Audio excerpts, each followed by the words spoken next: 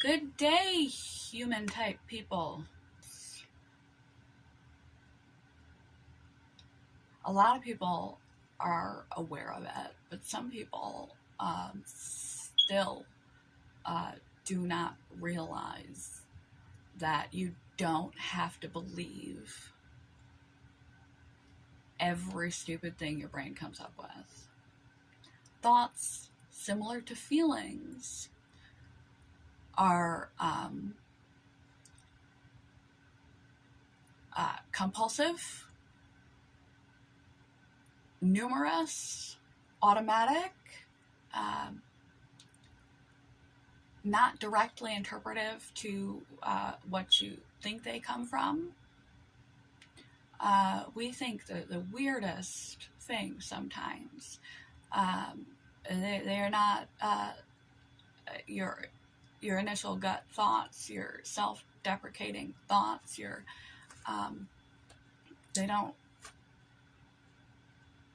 not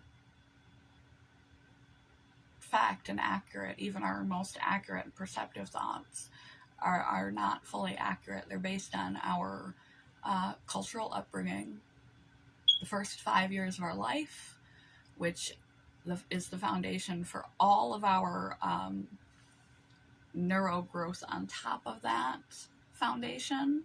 So depending on what you experienced in your first 5 years, that sets the groundwork. It's like the studs and the beams of a house for the entire rest of the house that is built over time. And I mentioned in a few other videos, your prefrontal cortex, the decision-making aspect of your brain, isn't even fully finished until your early mid-20s. So we have a lot of emotional reactivity.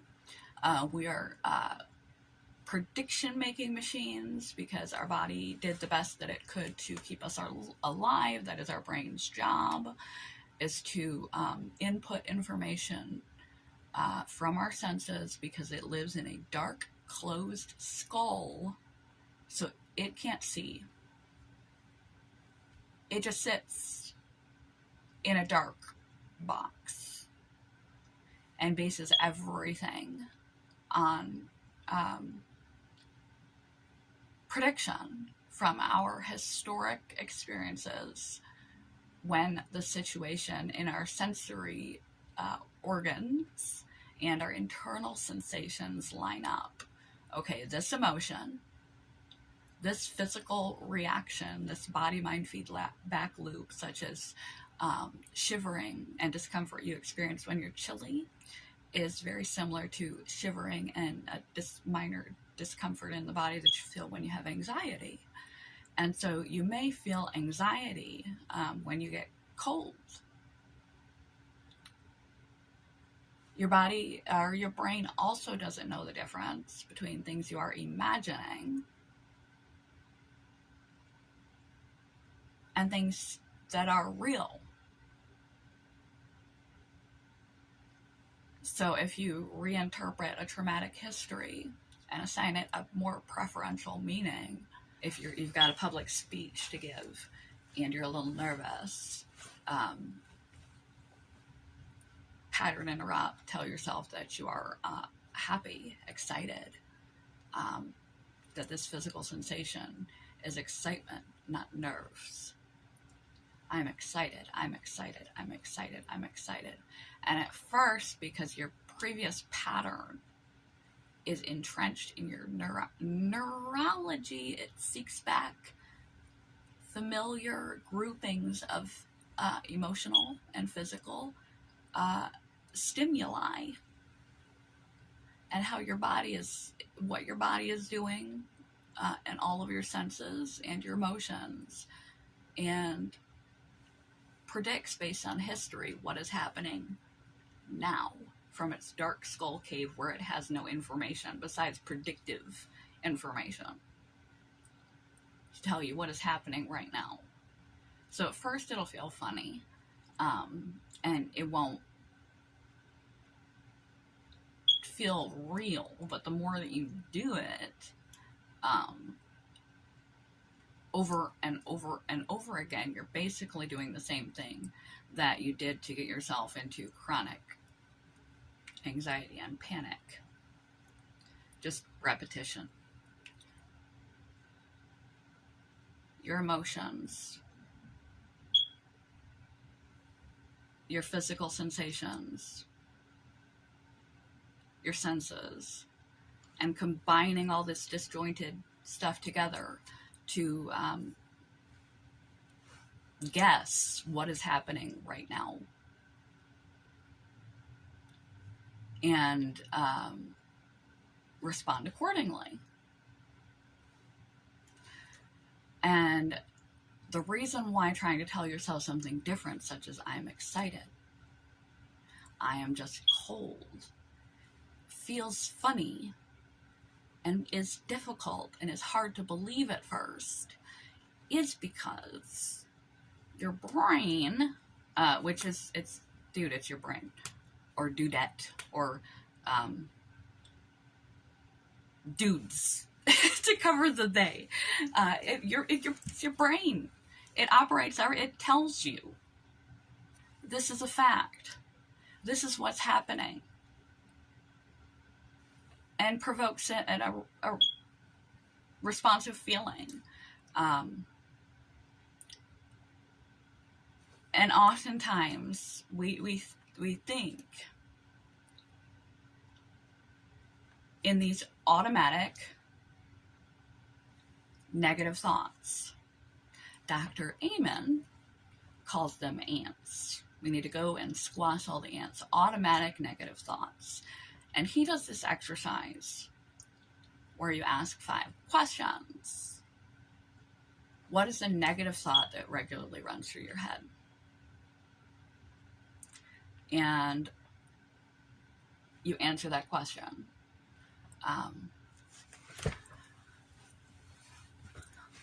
I am going to be, I'll give you one of mine.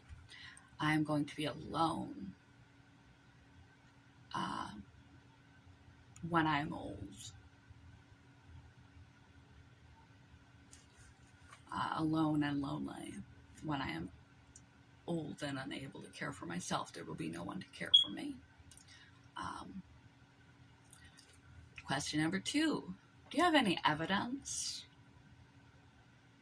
Oh, is that absolutely true? Is it true? Maybe. Maybe not. Question number 3.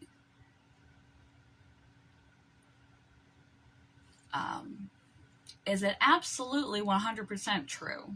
If you get, if you say no to the first one, that, no, it's not true. But if you're like, yeah, maybe there's a possibility it could be, then you move on to the third question. Is it 100% guaranteed? Well, no. I don't know what the future holds. No one does. So I don't know what could happen between now and then. I don't know what could happen between now and then. And then you move on to question 4. What evidence do you have that this is not true? Nothing, because I can't tell the future. Even though I'm largely alone, people usually happen to show up at just the right time. So maybe someone will show up at just the right time.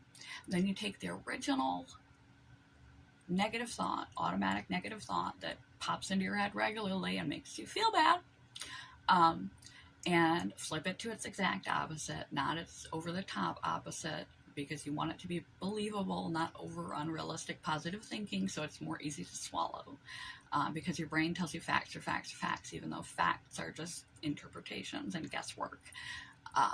So I would say I am going to be well-loved,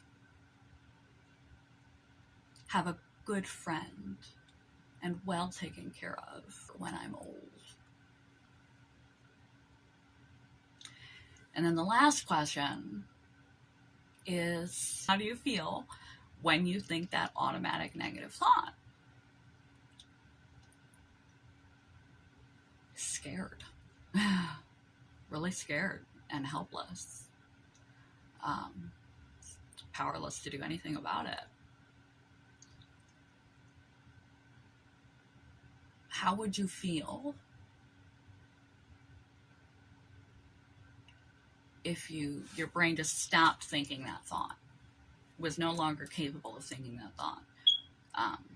It just magically, you had an off switch and that thought never crossed your mind again. I would feel more hopeful about the future, feel secure, less depressed, better.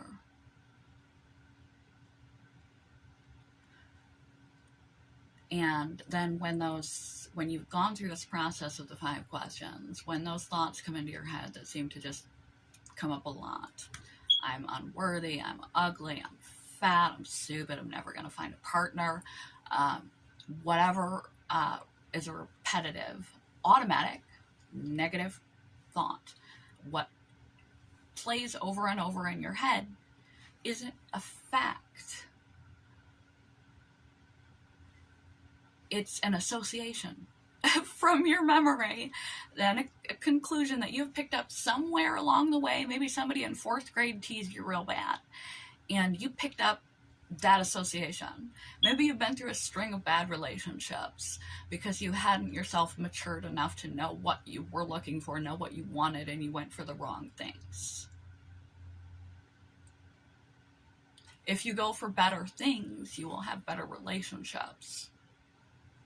If you stop seeking the same person, or you work on yourself, or you just believe you deserve more, there are other ways to find healthy relationships. Just your brain is just basing predictions, repetitive actions and conclusions, and guesswork.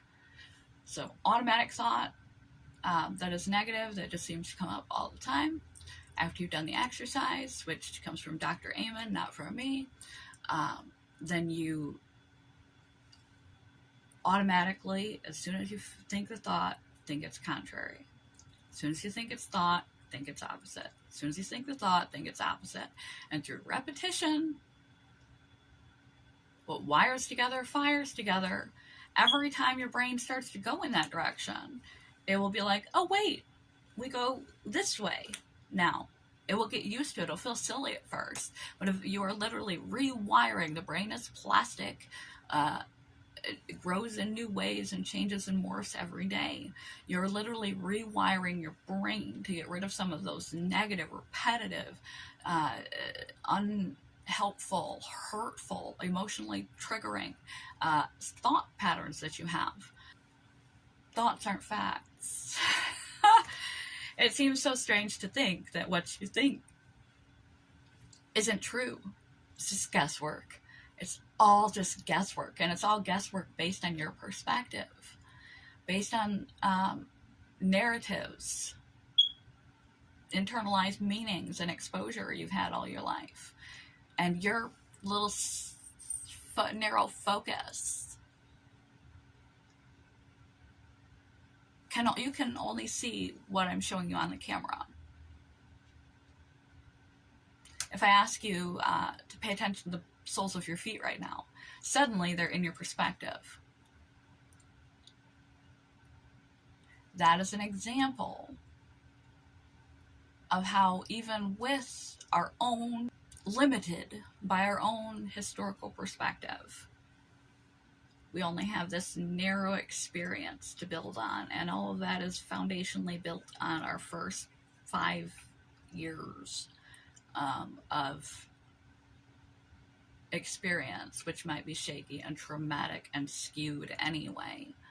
And then we're making all these misguided emotional choices and reactive decisions and mistakes and stuff before we're in our mid-20s and so on, because our inhibition and conscious decision making centers, our prefrontal cortex, are not fully established yet.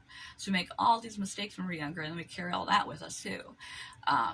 And it just predicts. And even while you're experiencing your own life, and that's all you have to work from, that's what your brain is built out of. And it's just guessing, because it's in your closed skull, what fires together, wires together, that these cluster of sensations, inward, outward, etc., equal this thought. Is that you're missing most of the picture. You can't see the rest of my apartment, and you weren't aware of the soles of your feet until I pointed them out. They didn't disappear because you weren't thinking about them. They were there the whole time. They just weren't in your perspective. So think about how much you've missed of the picture going backward.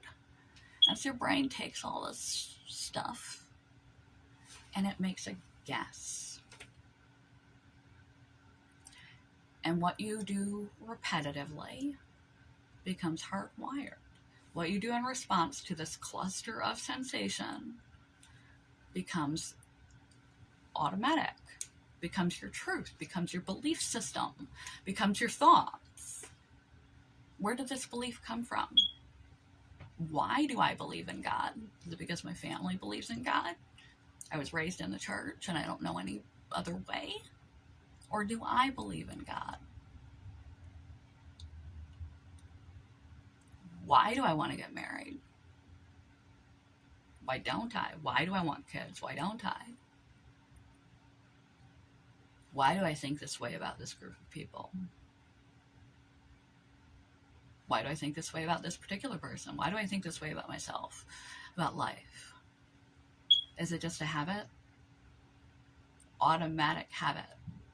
Because I've been doing it so long. Have I been melancholic and depressed so long? A link to mood setpoint, that my brain is just sort of wired to associate most senses and sensations and experiences with a depressive, melancholic, hopelessness, helplessness, anxiety, and depression. It's a habit. And just sit on a magic hill in your mind and observe your thoughts.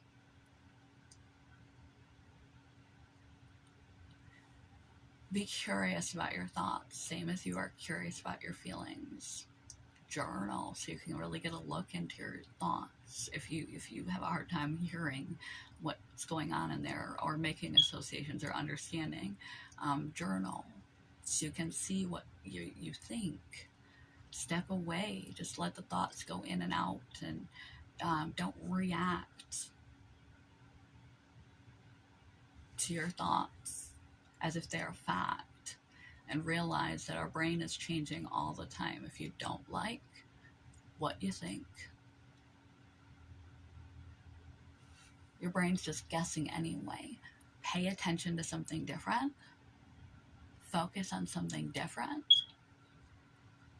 Pattern interrupt. The ants example. Insert the opposite.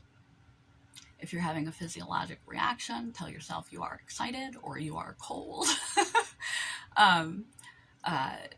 If just interrupt. Focus on opposite things. Become curious and question your own emotions, or your own thoughts. It's just guesswork based on your specific experience and your specific focus during those experiences, and all on top of a shaky formative years and a lot of mistakes made during pre-formed frontal cortex years. That's everyone, not just the ones with mental illness or dysfunctional lives. That's just how our brain works.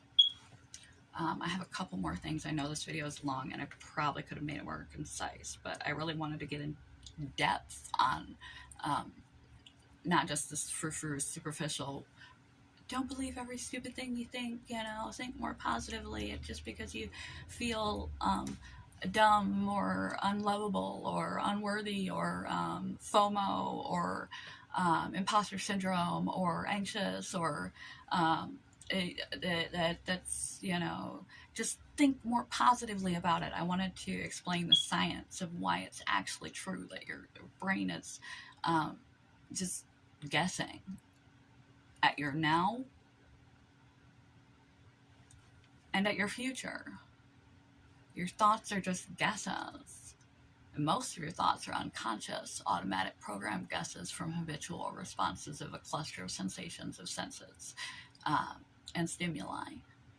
And it just goes. You need to develop an observer of your own thoughts. Question your belief system. Question your thinking.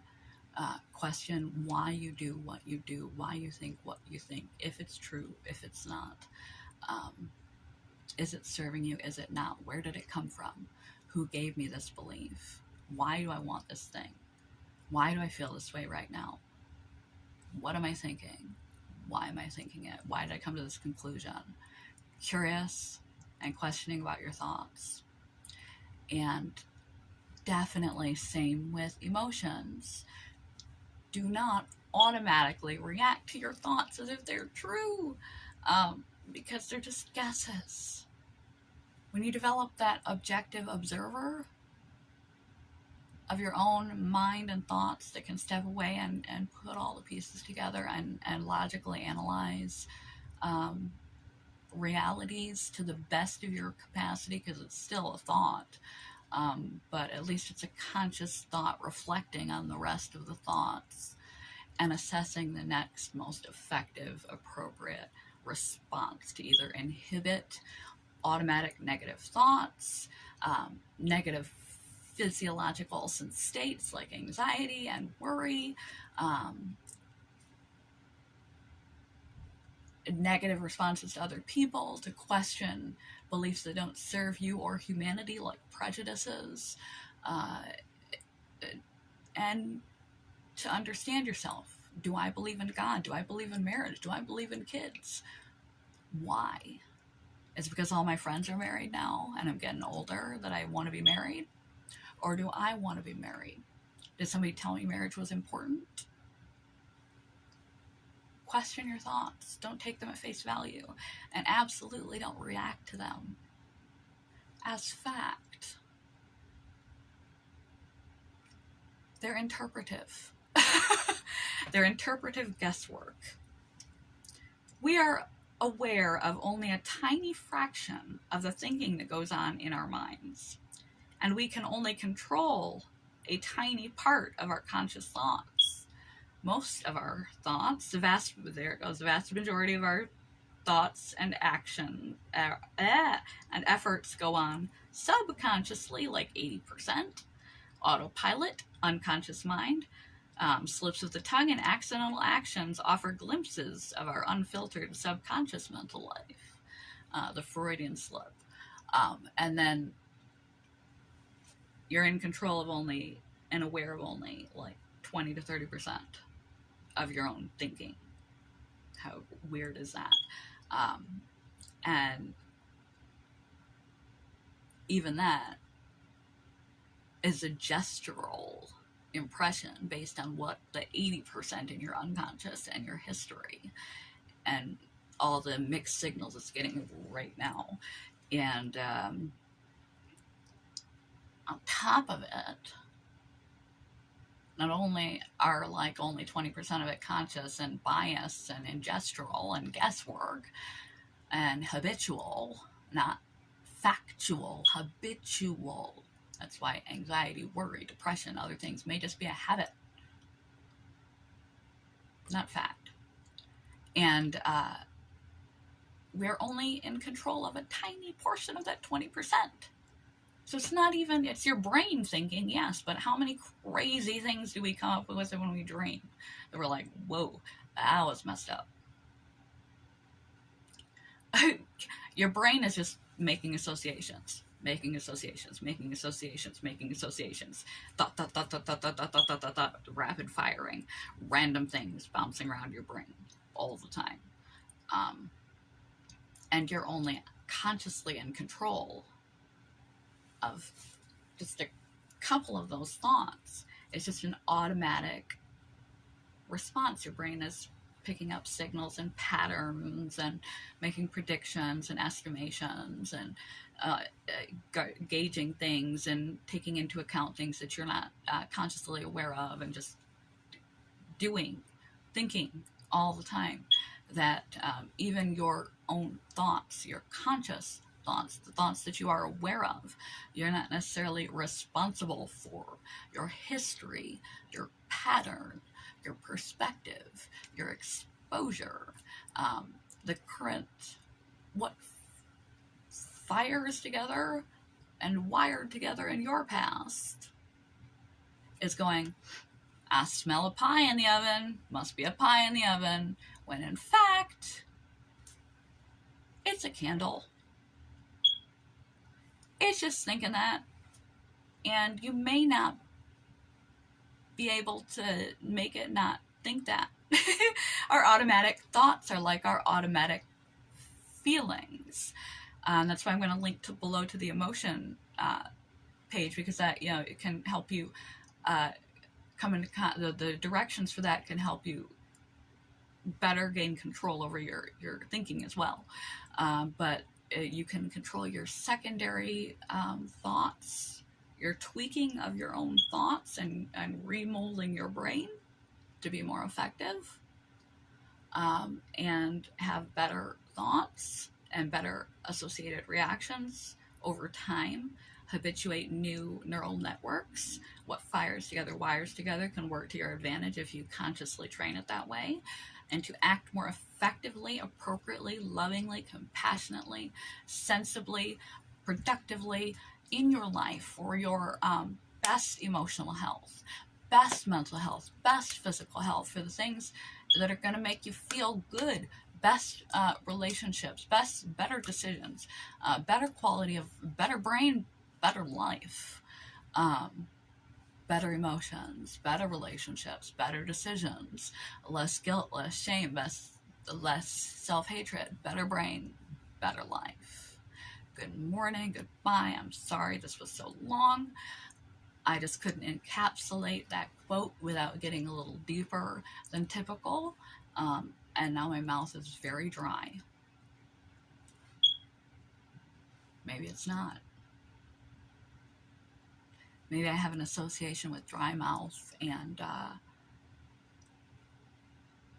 this really miserable summer that I had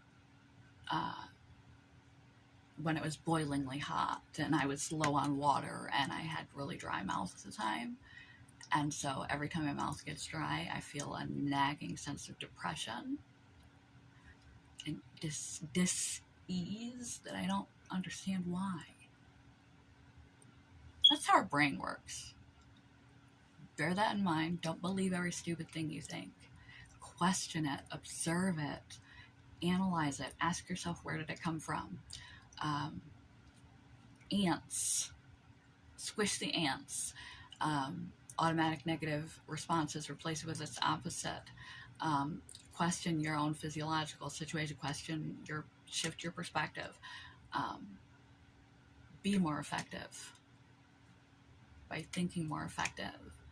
Better mind, better mood, better life. Good morning, goodbye. Peace. Owl eyes, bunny ears, eccentric lady.